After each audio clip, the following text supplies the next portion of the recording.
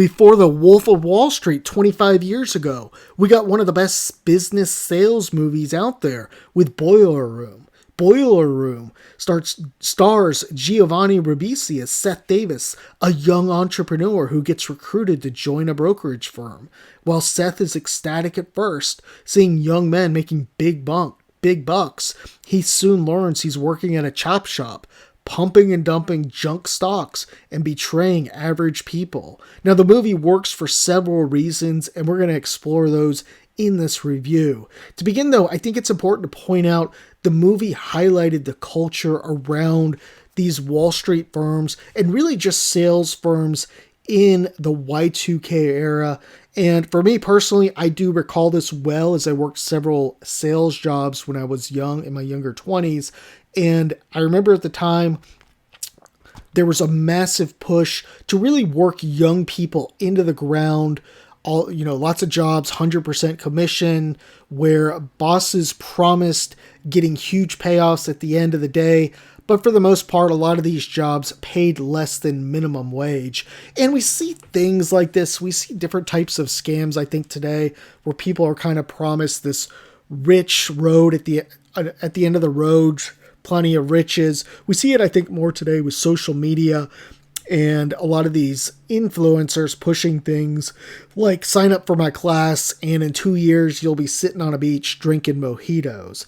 Anyhow, back to the movie. Boiler Room really showcases young salesmen being pushed to sell stocks at any cost. They're lying to virtually everyone, and the purpose in doing this is that their bosses in the movie bought the stocks, the junk stocks, low, and then once the stock gets pumped up high, the bosses just sell them, profit the difference, and then the unsuspecting client gets stuck holding essentially a junk stock, which is basically crap. So it's market manipulation, fraud, all that bad stuff, and Boiler Room really showcases the temptations I think many young men face going into certain types of sales jobs. You hit your quota and you're going to have a Ferrari, but you fail, you're out of a job. Now, the movie has such a number of stars early in their careers who gave pretty good performances. Vin Diesel plays Chris, a successful young broker. Ben Affleck, he's the head of HR. He gives a classic speech berating the incoming brokers, firing an experienced one, and highlighting just how great some salesmen can become. Now, Scott Caan plays a wild broker, and probably this is his second best role, I think, after Varsity Blues. Maybe Hawaii Five-0, but I never really watched that TV show. Main character, Seth, was good too. He's ambitious, but also naive, and he has a conscience, unlike a lot of these other people. He's got morals, so he's not really quite comfortable with ripping people off, and that becomes more apparent the deeper into the movie it gets.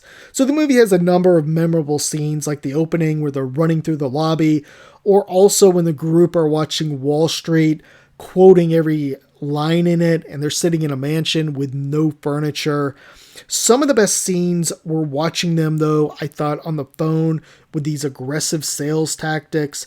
Obviously, a lot of that I don't think would fly today. I think people have gotten a lot wiser and less trusting, which is good.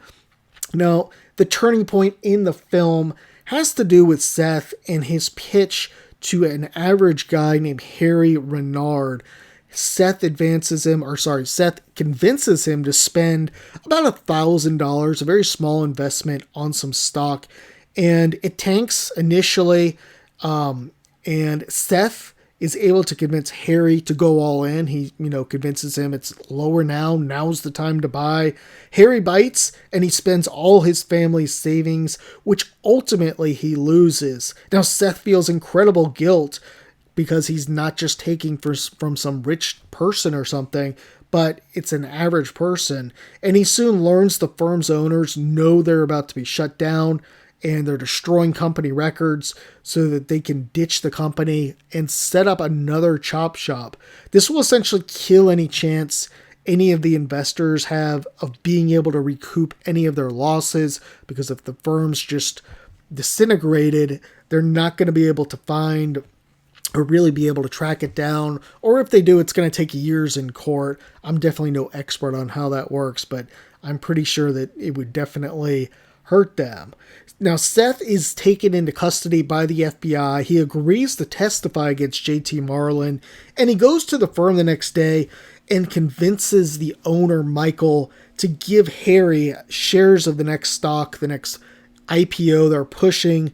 And essentially what this will do is they're going to push up the stock price. Harry will have those while the stock is artificially inflated, and he'll be able to sell those shares and get his money back. He might actually be able to get more, or he might get less, but he'll at least get something, right, before that stock goes to zero. Now, Michael doesn't want him selling it immediately, but Seth is able to tell Chris, who's Vin Diesel, that the FBI is going to swarm the place, and he really needs to just do this one good deed. In the final scene, Seth helps Harry out, and the FBI swarm the building. Now, the movie, once again, it worked on many levels, and rewatching it today, it's tough to believe scams like this actually worked. I can't imagine many people would just send money blindly to a brokerage firm after a cold call, but it was much more common than you would think in the late 90s, early 2000s, and especially more in the 80s. I remember one of my first jobs out of college, I went and worked somewhere, and they just threw the phone book at me and said, get calling people. And I was like, all right. And I was out of there pretty quickly. But yeah, there was people who actually made a living doing that stuff.